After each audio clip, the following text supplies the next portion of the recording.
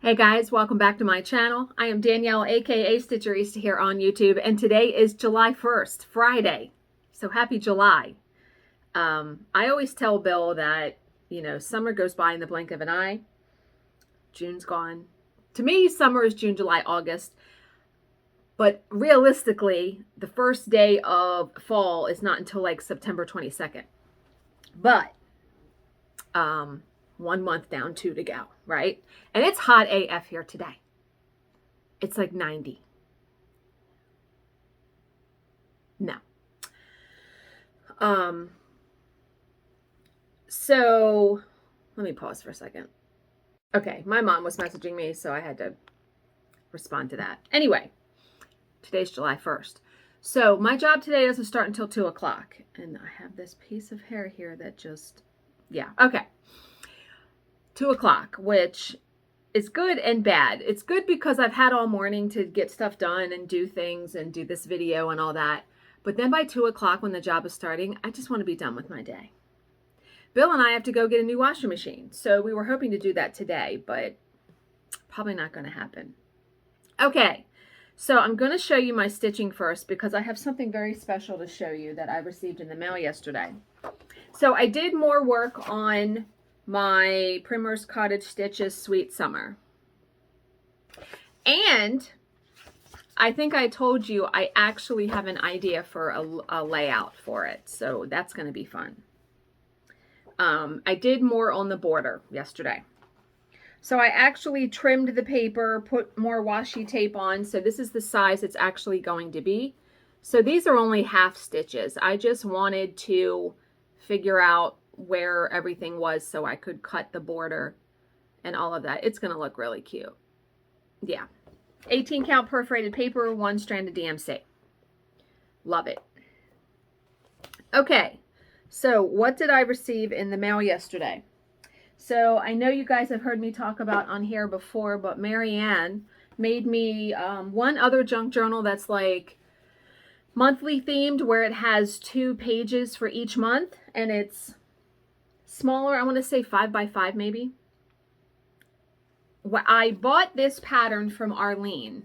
McKenna sold it for her and I bought the pattern and I had the idea of, instead of stitching the whole thing, like one big piece, stitching each individual property and doing a junk journal page for it. Like, wouldn't that be cool, right? So that must have given Marianne the idea because she was like, I would love to do a Monopoly themed junk journal for you as a gift.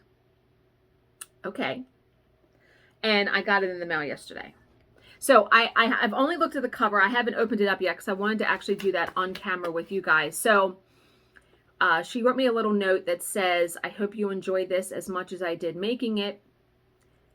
The pages are thick. There are only 5. The tabs with the mini dice show you where to lift. There are a lot of magnets, so they want to stick together.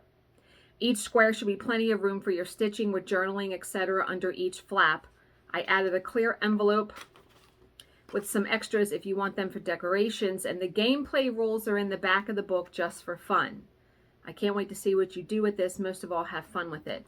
Yeah, I try to really, ever since my first journal that I did and I, broke the binding, I really try to have fun with it now, like a lot more fun and be a lot more relaxed about it because that's the whole point, isn't it? Now, this was in the bottom of the box, so this must have come off of something, so I'm hoping to figure out where. Don't know yet. Like I said, I haven't opened it up. But let me show you. Now, this is like a bookmark that I guess I can fit in these pages wherever I'm at. But it has the duck piece. But here is the front cover. So this is a sticker, I think, because it feels like the money and the card and like she put hotels and houses, like I feel like these are stickers. So this is now, and I also, this ribbon was really, really long. I trimmed it a little bit. But isn't it cool like that it's white and dotted? I absolutely love that. Then here is the binding. So it has Monopoly, the Monopoly guy. There's the hat. I like the hat. She wanted me to pick 2 of the pieces that I like the most. So I said the duck and the top hat. I'm usually always the top hat.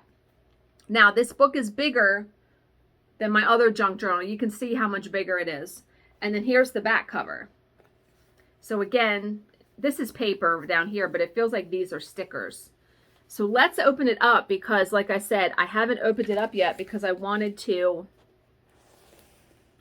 open it up with you guys and show you and have like my true reaction, which, wow. Oh, I see where this came off of now. This was on one of the tabs. Okay, so I'm just going to have to glue it. I can glue it very easily.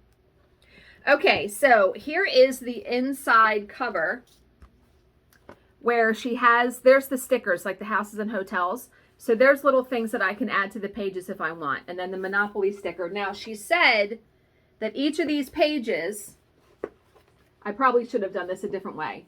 Each of these pages fold out. Oh yeah, okay. Let me try to tilt my camera down a little bit because it'll be easier. You might not be able to see my face totally, but you'll be able to see the book. So each of these, it folds out. They're held by magnets. So it has, this is like chance, like I could put the stitching here, the property, right? And then, oh, these come out. This is community chest, a piece of Monopoly money. Oh my God, can you even right now? And so each of these fold out. So, oh, and they fold all different ways. Okay, so what I'll probably do, because it looks like she put, like, what is this? That's Baltic Avenue. So I literally would probably stitch Baltic Avenue. She probably put them in order of the Monopoly board. Stitch Baltic Avenue on the perforated paper and put it down here.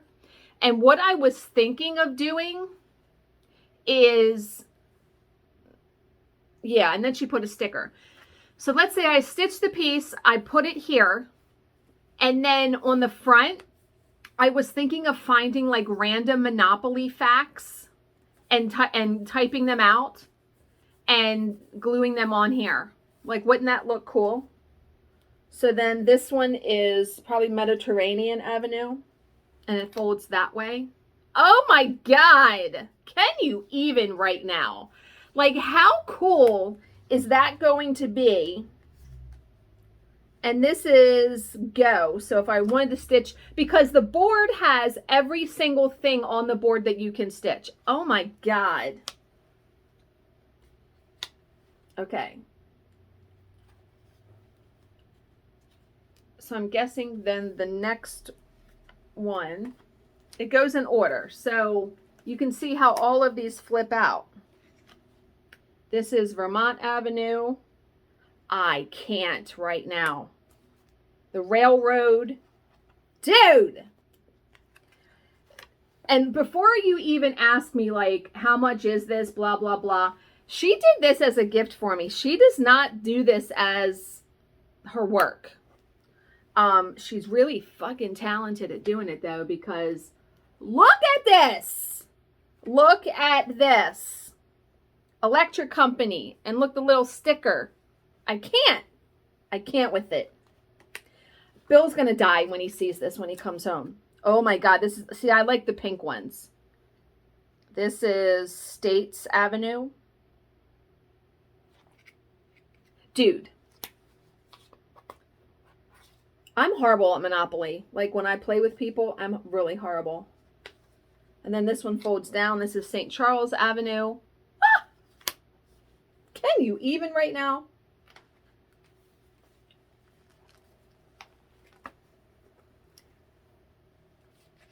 Monopoly money. What's this that fell? Oh, what's that? Oh, Tennessee Avenue. I can't. Oh, that must have fell out of that pocket. Wait a minute. So yeah, she has Monopoly money scattered throughout. The property that's corresponding. I know it's hard. I should have filmed this differently, but I didn't. So we're just going to live with that. I can't. Like, the whole entire game board is in here. It's so supremely awesome. Like, the time that it must have taken her to make this, I don't even know. Why won't that money go in there without bending it? Let's try to put the money in this one. It was probably in this one.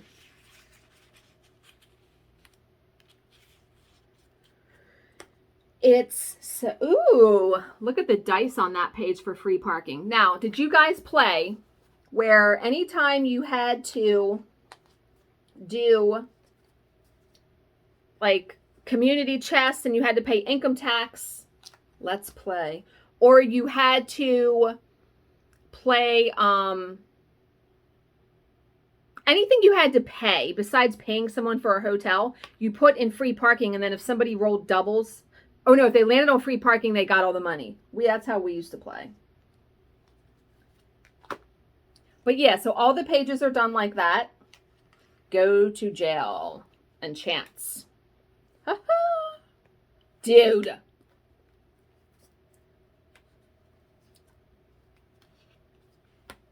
I mean, it's just so supremely cute. And I love how the pages just unfold. And I can put the stitching there. And then put like a little fact or journaling here. Seriously, I can't. Oh my God. Look at the back. Okay. So this is where she put the rules, which is awesome. And I might, maybe instead of like the facts, incorporate some of the rules in there, like especially for chance and stuff like that. But I love how she made it a pocket and have the rules in there, and there's the board, and then there's the board again. So I might, like, I really want to stitch, see how they have the middle? They have everything, like the Monopoly. I might stitch that and like, you know, try to put it over this Monopoly in the center.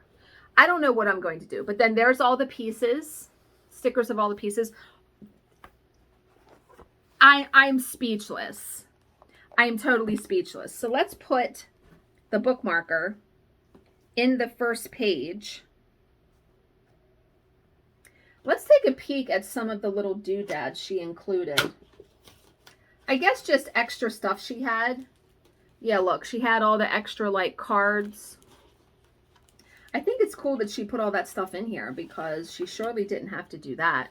And look, the stickers for the hotels and extra money and extra cards and chance. Advance to Illinois Avenue if you pass go, collect $200. Community chest, pay hospital fees of $100. Like, it was that kind of stuff that, and then a whole bunch of Monopoly money. Like, it's going to be a lot of fun. I don't know when I'm ever going to get to this because it would take me, it would be months for me to stitch the entire board piece by piece for sure. But such a cool idea and amazing for her to offer to go ahead and do it. So Marianne, I can't thank you enough. I am going to definitely glue that little die back on there. It's one of the coolest things I've probably ever received. Okay, let me just try to set that aside because I want to remember I have to glue that little die on there. So friggin' cool. And I just think it's so awesome that, you know, somebody had created this pattern so long ago. And I mean, yeah, I'm trying to think on 18 count, like what each of these, does it give you the stitch count for it?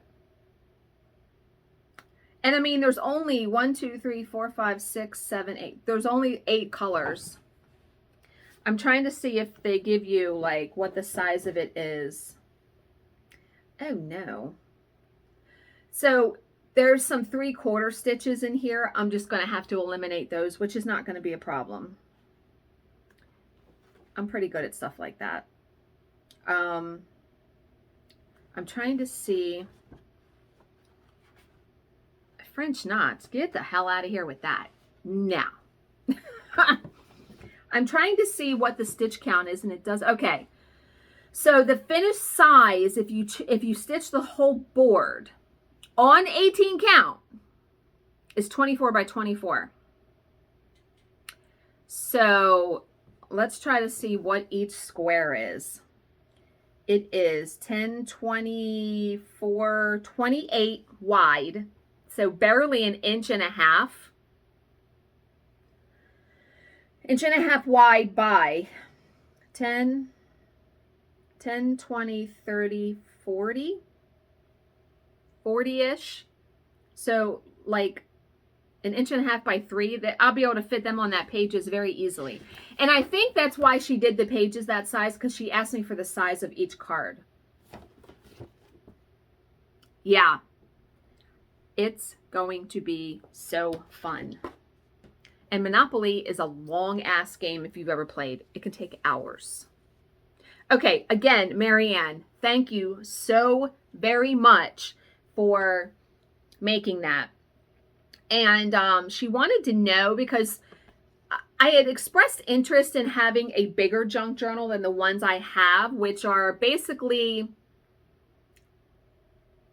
I want to say 6 by 7. She wanted to know if this size would be good for the bigger one I want, because I wanted a bigger one to do like bigger projects. Like there's a Halloween piece. Let me find it. I was looking through my patterns today. Here's a good example. This is out of one of the Just Cross Stitch Halloween issues. This is by Kathy Haberman of Hands On Design. I don't know what year this is because I tore it out of the magazine. I've always loved this pattern. I could dye the 18 count paper orange. I have spray paint that does that. But this is like 9 by 7 stitched on 18 count. Is it? I worked it out. Yeah, so it's, no, it can't be 9 by 7. It's like 9 by 6.5 by 9, I think. That would not fit in my regular size journals. So, yeah, I think this would be, that's little die fell again. I think this would be a really good size to do. No pressure, because you've made me 2 as gifts already, and I know that they take time and money, and it's so utterly, utterly appreciated. That is just, I don't even have words except to say thank you. Thank you, and I can't wait to start doing it. I have enjoyed so much doing the junk journals that you never know what's coming down the pike, right? Like I would have never imagined that just by me seeing some of Bendy Stitchy's videos, it would spur me to just do this. And I've had so much fun with it, and it has lessened the stress of stitching for me. Like stitching with one strand is fabulous because you're not worrying about twisted threads and all that. Stitching on paper is so very easy because I can just sit here. I don't have it in a clamp. I don't need like fantastic lighting. I mean, I just use my corner light up there. I can see the threads very easy. And I can make that paper any color I want by painting it, because they only make the 18 count in white as far as I know. So it has been so much fun, and dressing it up with the scrapbook doodads, and it's definitely something unique that I don't see a lot of people doing. So it definitely brings joy to me to do it. Okay, so the Unfuck Yourself entry for today. Oh, I'm still reading that book. I only have about 70 pages left in the book. Holy friggin' moly. I don't even have words. Like, yeah. That was an excellent tear. And I don't know about you, but I have a desk calendar that is monthly, because I write down appointments. I write down who's working that day for our team, because stuff can disappear online. So I like to have paper. When I tear off the month, I want it to tear cleanly. And I noticed when I went to tear off, because I tore off June's month yesterday, it wasn't tearing. Like a whole bunch of months hadn't torn cleanly, and there was all a bunch of this rough paper. So I took like a box cutter and gently cut all of that excess. Looks much better now. Okay, so today's entry Acceptance is the gateway to real change. It's also something you need to give some real thinking to. You need to deal with yourself and what you haven't really accepted and what you've burdened yourself with by not accepting things as they actually are. Here's how I feel about that. I feel like you can accept things how they currently are, but it doesn't mean you can't make strides to change things. As in, like me on a weight loss journey again. I can accept my body right now for how it is, but it doesn't mean I don't want to make strides to lose weight. I can accept my hair how that is right now, but it doesn't mean I'm still not going to my appointment tomorrow and getting it different. I just think it means you don't have to hate yourself. You don't have to kill yourself to try to change. Do you know what I mean? Yeah. Or a situation. There's always another way to look at a situation. So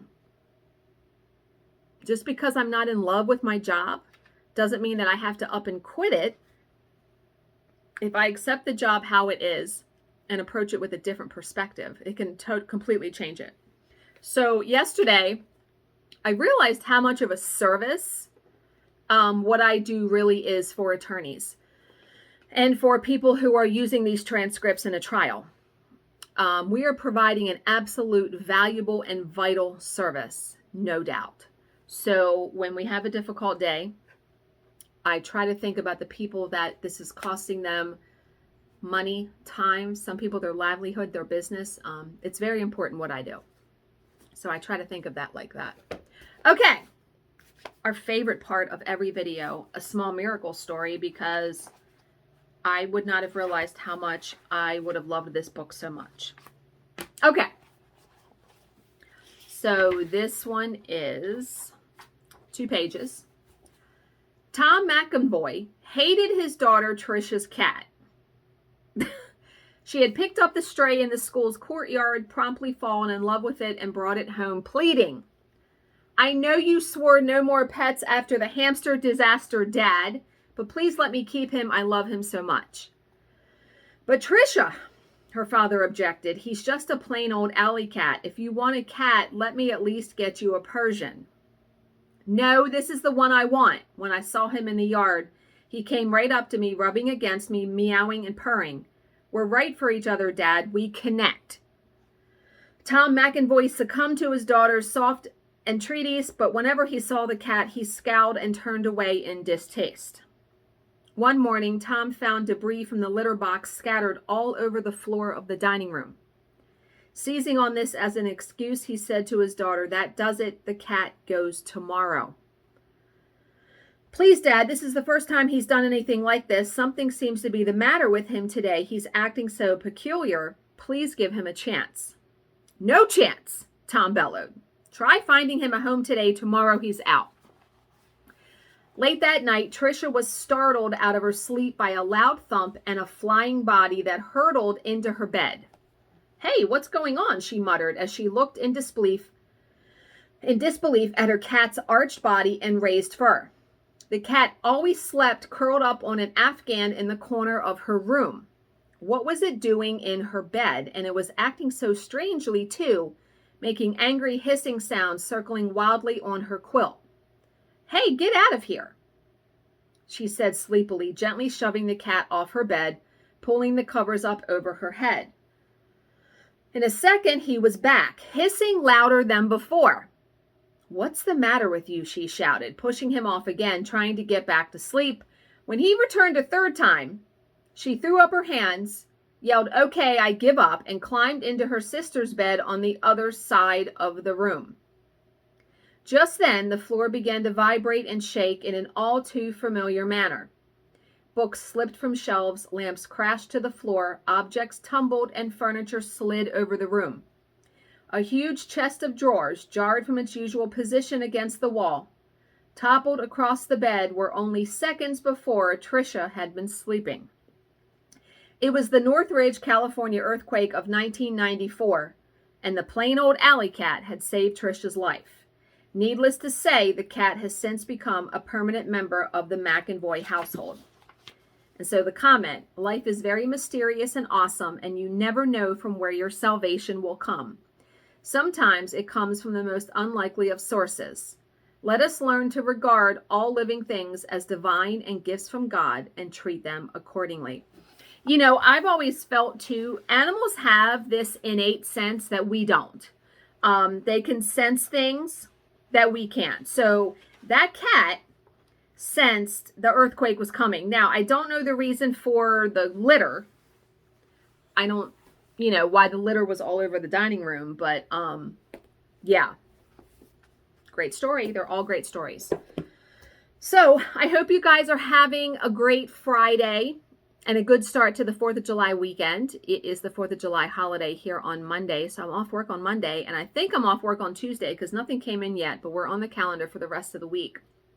So just have to get through this job this afternoon to then start the long weekend.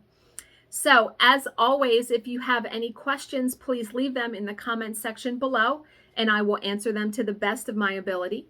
Thank you so much for watching and subscribing and spending about 25.5 minutes of your time with me today. And I will see you in my next video. Bye, guys.